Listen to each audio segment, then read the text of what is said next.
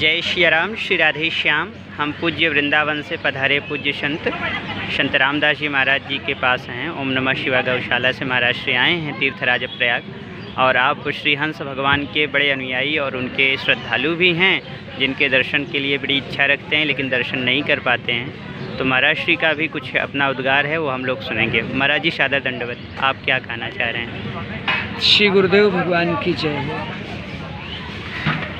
श्री प्रयागराज में पंचकोसी परिक्रमा में स्थित, जिनको हम नवें माधव के रूप में मानते हैं, श्री संकष्टहर माधव, जिनके संग हंस तीर्थ मंदिर, हंसकूप, संध्यावट वृक्ष, ये पूरी तरह से एक साथ जुड़े हुए हैं और जिनका हमने दर्शन भी किया है।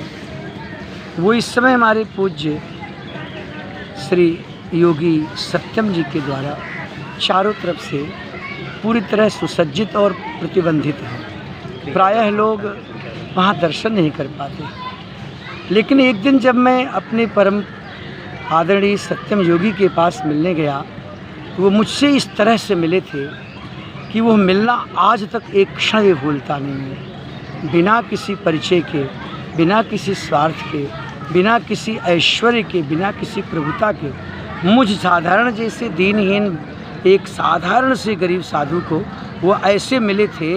यहाँ तक उन्होंने अपने हाथ से मेरे मुख में मिठाई भी खिलाई थी। मैं उनकी इस परम साधु और संतों के प्रति निष्ठा को अंतःकरण से मनवाणी से दंडवत करता हूँ और साथ ही निवेदन करता हूँ कि उसी दिन कुछ संतों के साथ और हमारे जो बेचारे व्यासदास, जो कभी कभी व्यास मुनि भी कहलाते हैं, उनके साथ जो उन सारे लोगों और स्वयं सत्यम योगी जी का कठोर आचरण हुआ था, वो मेरे हृदय को दहला दिया कि जिस महापुरुष ने संतों को अपने हाथ से मिठाई खिलाई, वो इतना कठोर क्यों हुआ।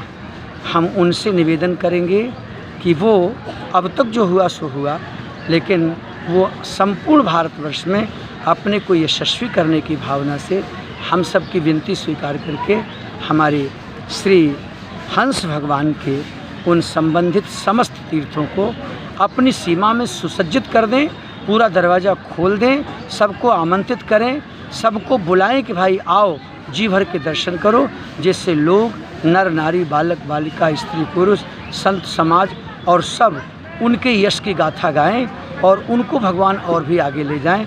यही मेरी बार बार विनती है। यदि वो ऐसा नहीं कर पाएंगे तो चाहे उनका जितना विकास हो, चाहे जितना लोग उनको उनके साधन में दक्ष माने, लेकिन उनको यहाँ भी दोष लगेगा और परमात्मा के यहाँ भी दोष लगेगा। इसलिए मेरी उनसे विनती है तो मेरा आग्रह स्वीकार करें और समाज के समस्त प्रबुद्ध वर्ग लोगों से प्रार्थना है कि आप सब लोग मिलकर हमारे योगी सत्यम भैया को समझाइए, उनसे मिलिए। वो बहुत ही अत्यंत उदार और सबसे प्रेम करने वाले हैं। वो अवश्य खुश होकर के इस विवाद को अपने ही स्तर समाप्त कर देंगे और हमेशा के लिए दर्शन खुल जाएगा और सबको प्रसन्नता हो जाएगी। जय श्री हंस भगवान।